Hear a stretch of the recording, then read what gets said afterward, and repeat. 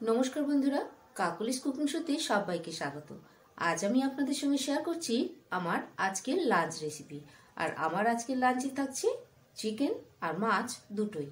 প্রথমে আমি দেখিয়ে দিই চিকেনটাকে আমি কিভাবে প্রিপেয়ার করেছি। দুটোই কিন্তু একটু অন্যরকম ভাবে তৈরি।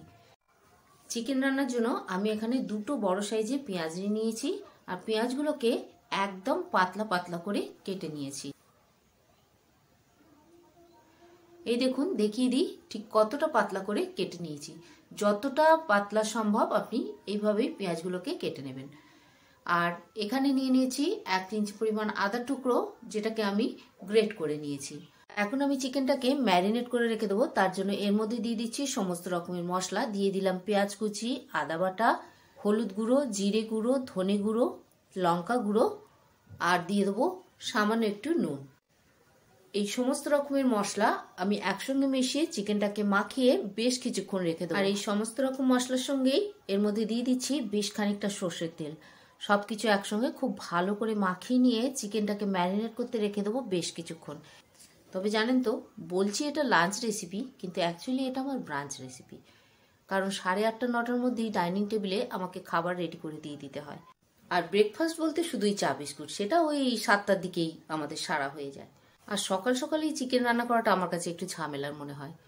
কারণ যেহেতু ফ্রিজে থাকে চিকেনগুলো, একটু বরফ গলতেও সময় লাগে। আর যদি বা বরফ গলেও যায়, বেশ কেমন ঠান্ডা ঠান্ডা থাকে। কড়াই দিলেই চিকেনগুলো যেন কেমন লেগে লেগে যায়। আর যেহেতু আমি একটু কম তেলে রান্না করি, তাই সমস্যাটা আমার একটু বেশিই হয়। তাই সকালের দিকে যখনই আমি চিকেন রান্না করি, এইভাবে মশলা মাখিয়ে রেখে দিই। তাতে চিকেন রান্না করতেও খুব একটা বেশি সময় লাগে না। আর চিকেনটাও অনেকটাই নর্মাল টেম্পারেচারে চলে আসে, তো কড়াই লেগে যাওয়ার ব্যাপারটা থাকে না। তো চিকেনটাকে মশলা মাখিয়ে আমি 8 ঘন্টা ম্যারিনেশনের জন্য রেখে দিয়েছিলাম। এখন এখানে কড়াতে সর্ষের তেল দিয়ে তেজপাতা দিয়ে দিলাম তার মধ্যে, আর দিলাম গোটা গরম মশলা ফোড়ন, দিয়ে দিলাম এলাচ, দারচিনি, লবঙ্গ। একদম বেসিক যে গরম মশলা থাকে সেটাই দিলাম। আর তেলের মধ্যে 1 চামচ কাশ্মীরি লঙ্কা গুঁড়ো দিয়ে দিলাম গ্রেট করে নেওয়া রসুন। এবার রসুনটাকে হালকা একটু ভেজে নেবো। তেলের মধ্যে যদি কাশ্মীরি লঙ্কা গুঁড়ো দেওয়া হয়, তরকারির কালারটা কিন্তু অনেক বেশি সুন্দর আসে। তো আমি মাংস ম্যারিনেট করার সময় একটু দিয়েছিলাম, আর তেলের মধ্যেও আরো একটু দিয়ে দিলাম। এবার রসুনটা হালকা ভাজা ভাজা হয়ে গেলে দিয়ে দিলাম ম্যারিনেট করা চিকেনটা দিয়ে একটু নাড়াচাড়া করে নিলাম। আর এর মধ্যে আমি দিয়ে দেবো আলু। তো আমি দুটো আলুকে 4 টুকরো করে নিয়েছি। আর চিকেনের মধ্যে আলু দিলে আমি কিন্তু আলুটাকে আলাদা করে খুব একটা ভাজি না, কারণ যেহেতু আমি খুব কম তেলে রান্না করি, তাই আলাদা করে আলুগুলো যদি ভাজতে হয় তেলটা তো আরো একটু বেশি লাগে। তাই আলুগুলোকে আলাদা করে না ভেজে যখন চিকেন দিই, সেই সঙ্গে আলুগুলোও দিয়ে দিই। আর যেহেতু সমস্ত রকম মশলার সঙ্গেই আলুগুলো কষা হচ্ছে, তাই কাঁচা গন্ধটা কিন্তু থাকে না, মশলার গন্ধটাই আলুর মধ্যে চলে আসে। তো কোনো অসুবিধা হয় না, কম তেলেও রান্না হয়, অথচ খেতেও সুস্বাদু হয়। তো যেহেতু সমস্ত রকমের মশলা দিয়ে চিকেনটা ম্যারিনেট করে নিয়েছিলাম, তাই আপাতত এখন আর কোনো মশলা অ্যাড করতে হচ্ছে না। এখন শুধু কাজ চিকেনটাকে চাপা দিয়ে খুব ভালো করে কষিয়ে নেওয়া। তো 5 মিনিট মতো আমি চিকেনটাকে চাপা দিয়ে কষিয়ে নিয়েছি। তারপরে এর মধ্যে অ্যাড করে দিয়েছি টমেটো। চিকেন যখন একটু নরম হয়ে গিয়ে জল ছেড়ে দেয়, তখনই কিন্তু আমি চিকেনের মধ্যে টমেটো অ্যাড করি। কারণ শুরুতেই যদি টমেটো অ্যাড করে দিই, তাহলে কুকিং প্রসেসটা কিন্তু অনেকটাই স্লো হয়ে যায়, মাংসটা সেদ্ধ হতে অনেকটাই দেরি হয়। খেয়াল করে দেখবেন, আপনি যখন চিকেনটাকে দই দিয়ে ম্যারিনেট করে বেশ কিছুক্ষণ রাখার পর রান্না করছেন, তখন কিন্তু চিকেনটা খুব সুন্দরভাবে সেদ্ধ হয়ে যাচ্ছে তাড়াতাড়ি। কিন্তু যখন আপনি চিকেনটাকে আলাদা করে কষিয়ে মশলা দিয়ে কষিয়ে নেওয়ার পর দই দেন, তখন কিন্তু চিকেনটা সেদ্ধ হতে একটু দেরি হয়। চিকেন কষার সময় আমি যদি টমেটো বা দই যাই অ্যাড করি, চিকেনটা একটু নরম হয়ে যাওয়ার পর তবেই আমি সেগুলোকে অ্যাড করি। তো চাপা দিয়ে আমি চিকেনটাকে খুব ভালো করে কষিয়ে নিয়েছি। আর মাঝে মাঝে চাপা খুলে এইভাবেই নেড়ে দিয়েছি। এইভাবে নেড়ে দিলে কি হবে, পেঁয়াজগুলো কিন্তু একদম ভেঙে ভেঙে যাবে, যেহেতু সেদ্ধ হয়ে গেছে। আর গ্রেভিটাও বেশ গাঢ় হতে থাকবে। তো প্রায় 20 মিনিট মতো আমি চিকেনটাকে চাপা দিয়ে এইভাবেই কষিয়ে নিয়েছি। আর এখন দেখে নিচ্ছি আলু আর চিকেনটা সেদ্ধ হয়েছে কিনা। তো আলুটা তো সেদ্ধ হয়েই গেছে, আর চিকেনটাও বেশ সুন্দরভাবে সেদ্ধ হয়ে গেছে। তো তরকারি অলমোস্ট ডান। এখন এর মধ্যে দিয়ে দিচ্ছি 1 চামচ গরম মশলা, আর দিয়ে দেবো 1 চামচ টমেটো সস। আপনারা খেয়াল করে দেখেছেন নিশ্চয়ই, এই রান্নাতে কিন্তু আমি সমস্ত বেসিক মশলাই অ্যাড করেছি। তো রেসিপির টেস্টটাও একদম বেসিক থাকবে। তবে এই যে আমি 1 চামচ সয়া সস এখানে অ্যাড করলাম না, এতেই তরকারির টেস্টটা একদম বদলে যাবে। আর যেহেতু তরকারিতে সয়া সস অ্যাড করেছি, তাই আমি এটা খুব ঝোল করিনি, একদম কাই করেই নামিয়ে নিয়েছি। তৈরি হয়ে গেছে চিকেন রেসিপি। এবার মাছটাকে কিভাবে তৈরি করেছি সেটাও দেখিয়ে দিই। দেখে চিনতে পারছেন কি এটা কি মাছ? এটা নিহেরে মাছ, অনেকে একে লট্টে মাছও বলে। আমি মাছগুলোকে নুন, হলুদ আর লেবুর রস দিয়ে মাখিয়ে রেখে দিয়েছিলাম আধ ঘন্টা মতো। মাছের জলগুলো বেশ খানিকটা ঝরে গেছে। তারপর দুটো মিডিয়াম সাইজের মিহি করে কাটা পেঁয়াজ কুচি, 1 ইঞ্চি পরিমাণ আদার টুকরো গ্রেট করে নেওয়া, আর বেশ খানিকটা রসুন গ্রেট করে নিয়েছি। রসুনটাকে একটু বেশি নিয়েছি, আদাটা একটু কম নিয়েছি। 1 চা চামচ জিরে গুঁড়ো, 1 টেবিল চামচ চিকেন মশলা, বেশ খানিকটা সর্ষের তেল আর 1 চামচ ধনেপাতা বাটা। এই সমস্ত কিছু একসঙ্গে নিয়ে মাছগুলোকে খুব ভালো করে মাখিয়ে নিয়ে একটা চাটুর ওপরে 3টে কলাপাতা বিছিয়ে দিয়েছি।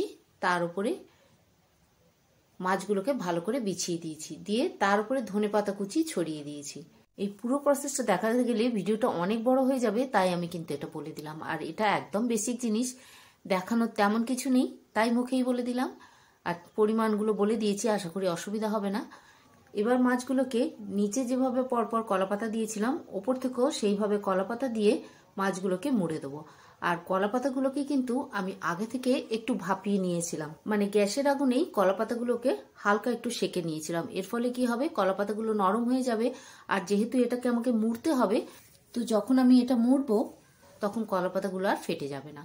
তো এইভাবে দেখুন একটা একটা করে কলাপাতা দিয়ে দিয়েছি। এবার যে বড় কলাপাতাটা একটু আড়াআড়ি দিয়ে এইভাবে মুড়ে দিচ্ছি।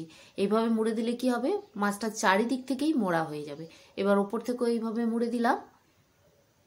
এবার দুপাশ থেকে এইভাবে মুড়ে দিচ্ছি। এতে কিন্তু বাঁধাবাঁধি করার কোনো ব্যাপার নেই, এইভাবেই মুড়ে দিতে হবে। আর এবার এটা মুড়ে এইভাবে মুড়ে দিয়ে এর উপরে আমি একটা ঢাকনা চাপিয়ে দিচ্ছি। কড়ার যে ঢাকনাটা আছে সেটাই এর উপরে চাপিয়ে দেবো। আর ঢাকনাটাকে চাপা দেওয়ার পর কিন্তু ভালো করে চারিদিক থেকে মুড়ে দিতে হবে। কেন ভালো করে মুড়ে দিতে হবে চারিদিক থেকে, সেটা কিন্তু আপনারা একটু পরেই বুঝতে পারবেন। তো আমি চারিদিক থেকে আবারও খুব ভালো করে মুড়ে দিলাম। এবার দেখুন 2 মিনিট পর দেখাচ্ছি। এই যে দেখুন মাছ থেকে জল বেরোতে শুরু করেছে। তো চারিদিক থেকে যদি খুব ভালো করে মোড়া না হয় কিন্তু জলটা চারিদিকে ছড়িয়ে যাবে। আমি এত ভালো করে মোড়ার পরও কিন্তু বেশ খানিকটা জল ছড়িয়েছে। আর ওইদিকে দেখুন ভাতটাও বসিয়ে দিয়েছি। তো আমি এখন প্রায় 7-8 মিনিট পর দেখাচ্ছি। দেখুন কতটা জল বেরিয়েছে। আর নিচে একটা প্লেট দিয়ে দিয়েছি যাতে খুব বেশি নোংরা না হয়, জলগুলো প্লেটেই পড়ে। এবার আমি এটাকে খুব সাবধানে উল্টে নেবো। আর উল্টে নেওয়ার সময় দেখুন কতটা জল বেরিয়েছে। তো নিহেরে মাছ মানেই একটু জল বেরোবে। তো আমি এটা চাটুতে করলাম। আপনাদের কাছে যদি ধারটা উঁচু কোনো পাত্র থাকে বা পুরনো ননস্টিক করা থাকে, তাতে করলে কিন্তু আরো সুন্দর হবে। জলটা একদমই বাইরে পড়বে না, ওই জলের মধ্যেই মাছটা সুন্দরভাবে সেদ্ধ হয়ে যাবে। মাছ সেদ্ধ হওয়ার থেকেও বড় কথা, পেঁয়াজটা সেদ্ধ হয়ে যাবে। মাছটা তো সেদ্ধ হবেই, আপনি যেভাবেই রান্না করুন না কেন মাছটা সেদ্ধ হবে, কারণ এই মাছ সেদ্ধ হতে খুব একটা বেশি সময় লাগে না। আর উল্টো দিকটাও দিয়ে আমি আরো 5 থেকে 7 মিনিট করে নিয়েছি। খুব বেশিক্ষণ লাগে না মাছটা সেদ্ধ হতে। আর পেঁয়াজগুলো যেটা দেবেন না, খুব মিহি করে কেটে দেবেন, তাহলে খুব তাড়াতাড়ি সেদ্ধ হয়ে যাবে। আর পেঁয়াজগুলো কিন্তু একদম গলে যাবে না, একটু ক্রাঞ্চি ভাব থাকবে। যখন আপনি খাবেন একটু কচকচ করবে, তবে কিন্তু খেতে ভালো লাগে। তবে টেস্ট যার যার নিজের মতো। আপনি যদি চান পেঁয়াজ একেবারে গলে যাক তো সেইভাবেও করে নিতে পারেন। তো খুব সাবধানে প্লেটের উপর নামিয়ে নিলাম। এবার কলাপাতাগুলোকে খুলে নেবো। এই রান্নাটা আমি শিখেছি কিন্তু যার কাছ থেকে এই মাছটা কিনেছি তার কাছ থেকে। আমার একটা অভ্যাস আছে জানেন তো, যাদের কাছ থেকে আমি মাছ বা সবজি কিনি তাদের কাছেই জিজ্ঞেস করি তারা কিভাবে রান্না করে। আর আমি বেশিরভাগ সময়ই যেসব মহিলারা মাছ বা সবজি নিয়ে বসে তাদের কাছ থেকেই বাজার করি। তো তাদের কাছ থেকে আমি কিন্তু অনেক রান্নাই শিখেছি। তারা কিভাবে খায় সেটা আমি সেইগুলোই জেনে নিই। তো এইটাও সেরকম একটা রান্না। আমরা লোটে মাছ খাই খুব কম, কারণ আমার কর্তামশাই এই মাছটা একদমই পছন্দ করেন না। তো মাঝে মাঝেই খাওয়া হয়। আর যখনই খাই তেল ঝাল ভালো করে দিয়ে একটু কষিয়ে রান্না করে নিই। তবে এইভাবে রান্না আমি এই প্রথম করলাম, বেশ ভালো লেগেছিল। গরম গরম ভাতে নিহেরে মাছ ভাপা। আর এই মাছটার একটা বড়া রেসিপিও কিন্তু আমার চ্যানেলে আপলোড করা আছে, এখানে লিংক দিয়ে দেবো, দেখে নেবেন প্লিজ। তো এই ছিল আমার আজকের লাঞ্চ রেসিপি। কেমন লাগলো কমেন্টের মাধ্যমে অবশ্যই জানাবেন। ভালো লেগে থাকলে আমার আগামী রেসিপিগুলো দেখার অনুরোধ জানিয়ে শেষ করছি আমার আজকের রেসিপি। ভালো থাকবেন, সুস্থ থাকবেন, ধন্যবাদ।